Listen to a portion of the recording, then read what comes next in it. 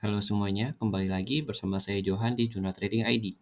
Jadi pada kesempatan video kali ini saya akan coba bahas kembali untuk update dari pergerakan GBP USD. Jadi memang sudah beberapa hari atau sudah hampir 1 minggu ke belakang saya tidak membahas mengenai GBP USD. Ya, jadi pada hari ini saya akan mulai membahas kembali untuk pair GBP USD ini. Dan kalau kita perhatikan untuk GBP USD saat ini dia sedang berada di area Fibo 361.8 dan 388.8. Ya, jadi untuk metode analisa ini saya menggunakan Fibo extension. Dan kalau kita lihat di sini ada beberapa area yang saya kuning-kuning ini adalah area untuk penurunan dari si GBP USD itu sendiri. Yang artinya setiap dia mengenai area ini ada kemungkinan dia untuk melakukan retracement terlebih dahulu sebelum dia melanjutkan penurunannya ke bawah lagi. Dan kalau kita lihat memang untuk height-nya dia saat ini itu ada di sini. Ya untuk height-nya dia itu ada di kurang lebih di harga 13.528 dan artinya kita akan menaik Fibo baru lagi atau menarik Fibo yang kedua itu ketika dia bisa break dari 13.528 ini. Itu artinya tren dia sudah berubah. Dan kalau kita lihat memang hari ini trennya masih belum berubah ya, masih turun. Jadi tren turun ini dimulai dari tanggal, kalau untuk minor trennya ya, dari tanggal 13 September 2022 sampai kurang lebih ke 22 Desember 2022. Dan memang hari ini tanggal yang bagus, 22 September tahun 2022.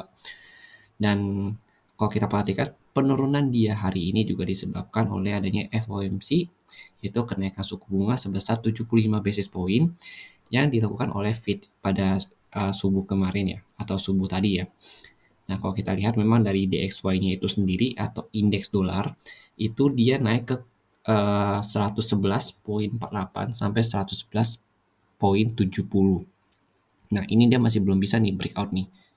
Ya, dia masih ada di area Fibo 261.8 sama 288.8. Nah, kalau kita perhatikan lagi memang dari sini struktur harganya juga masih bagus untuk naik. Dan kalau dia breakout dari sini, maka next targetnya itu di sini 112.29 sampai 112.51. Yang artinya DXY ini ya, walaupun dia cuma naik 75 basis point dari prediksi itu di 100 basis point, itu tetap memberikan sentimen positif untuk si dolar. Artinya dolar ini secara return-nya itu lebih besar ya. Dan orang-orang akan lebih cenderung untuk mengkoleksi dolar karena memang secara return-nya itu lebih besar seperti yang tadi saya bilang. Nah, dolar ini kalau dia belum koreksi atau masih menunjukkan kenaikannya, maka si GBP USD juga akan lanjut turun lagi nih. Dia akan lanjut turun kurang lebih ke 11.549 sampai 11.186. Nah, di sini. Tapi kalau kita lihat lagi berdasarkan indikator ya volume, kita ketik volume dulu di sini. Kalau dari volume memang di 4 jam ini secara volume sellernya masih cukup tinggi ketimbang buyernya. Dan kalau kita lihat di sini juga sebenarnya bayarnya juga udah cukup mulai masuk ya di sini ya, ada kompresi bayar satu candle cuma memang belum dikonfirmasi.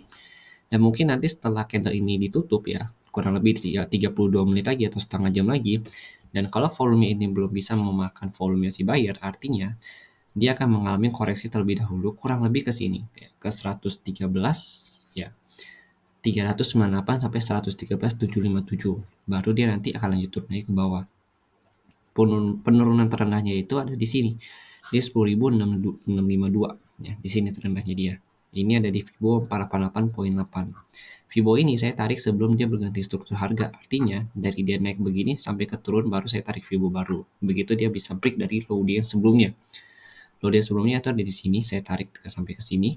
Lalu kalau kita perhatikan memang tekanan turun di 4 jam ini masih cukup besar. Makanya belum ada konfirmasi untuk buy. Walaupun candle sudah doji seperti ini ya, justru candle doji ini cukup berbahaya. Nah, kalau dia mau turun lagi maka kemungkinan besar saya akan tunggu di sini.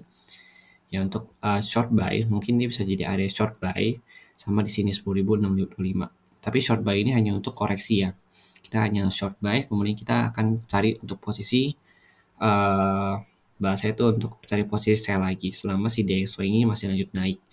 Nah, atau saya akan coba buy ketika dia punya rejection yang cukup baik ya di bagian bawah sini, di antara harga mungkin di 12.027 atau 11.549, 11.186 atau di 10.652. Ya, kalau dia punya rejection yang cukup bagus dan cukup meyakinkan untuk melakukan reversal, maka saya akan melakukan buy untuk untuk swing ke atasnya lagi, begitu. Tapi ini juga perlu dikonfirmasi dari si pihak DXY-nya.